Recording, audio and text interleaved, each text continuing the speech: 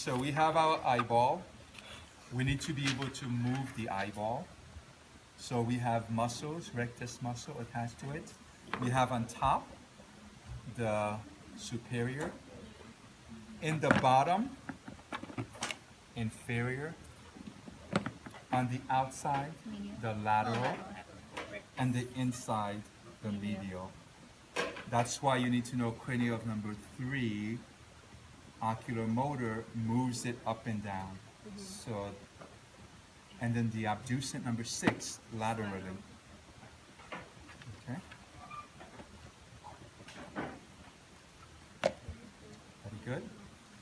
We need to keep the eyeball moist. So we have a gland, the lacrimal gland. Lacrimal gland? Is that the lacrimal? Oh, yeah, right here. It's going to secrete a fluid, this lacrimal fluid. That's going to travel to this tube, the lacrimal duct. That's going to go sit into this bag, Lacrimal sac? the lacrimal sac. That is sitting in this bound, Which the is, lacrimal bound. yeah. So the fluid then will moisten the eye and also keep it clean.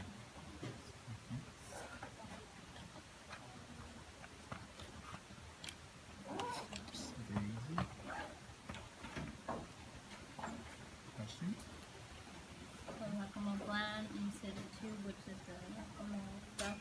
It's a duct. Duct. Lacrimal duct. Yeah. And then That goes to the sac, and then that releases the fluid. So when I look at the anatomy of the eye, I see that it's surrounded by a tough connective tissue called the sclera. When I cut the sclera, then I see another layer that has the vasculature, the nervous, the lymphatic, and all that stuff, connective tissue stuff. That is the choroid. Choroid, CH. oh,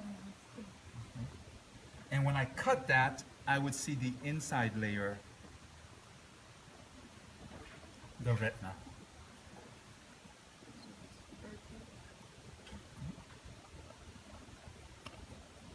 So in this model, the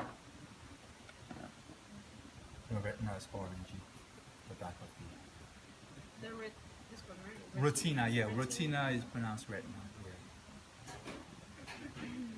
Yeah, I wasn't there, so I don't know. That's just what it is. Okay. Everybody good? Okay. So then, light cannot go through the sclera, so we cut a piece and put a lens there. That's the cornea. So light goes to the cornea, and when it passes the cornea, I'm sorry, this is your cornea. Yeah. It goes to the hull. The hull is the pupil. But I can open or close the pupil with this thing around it, the iris. So The iris has circular muscle to close the angle. We call that, I'm sorry, the hole constricting. And then there's radiating muscle, radial, to contract and open the hole. So the iris regulates the diameter of the pupil. So if I shine a light into your eye, the iris will Close. use the word Oh, constrict Constrict. the iris because there's too much light. If you walk into a dark room, it will dilate. There's not enough light, so you want more light to go in. When did you do that? Okay, what is they remove this? It depends what the allergy is. If this is not smooth, then you could do laser surgery to smooth it out or to smooth out the lens also. It depends on what it is. like cataracts? For cataract, it's more for the lens and the fluid. So the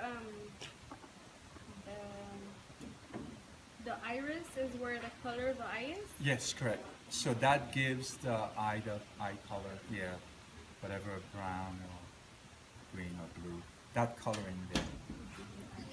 Remember what it is, physically what is it? It's a protein. It's a protein that reflects light. Have a nice one. That reflects light at that wavelength. Everything's for protein. Okay. Very good? Once the light goes through, it goes to the lens. And the lens is shaped funny. It's not flat, but it's curved on the outside. It's curved on the outside on both sides, so we call it biconvex. Remember, the blood cell is concave, that's in. Curved out is convex. So the only catch is this: light comes out at the angle that it went through. So if I'm coming out this way, the angle bends it down. If I'm coming out that way, the angle bends it up. So then when I'm looking at her, her head is going to go top of the retina and go down. Bottom of retina and go up. So on my retina, the back of my eye, she is Upside down. upside down. If it's a 3D structure, backward also. And why do you not see the world upside down and backward? Where does the info go? Brain. Or Right, where in the brain? Where in the brain?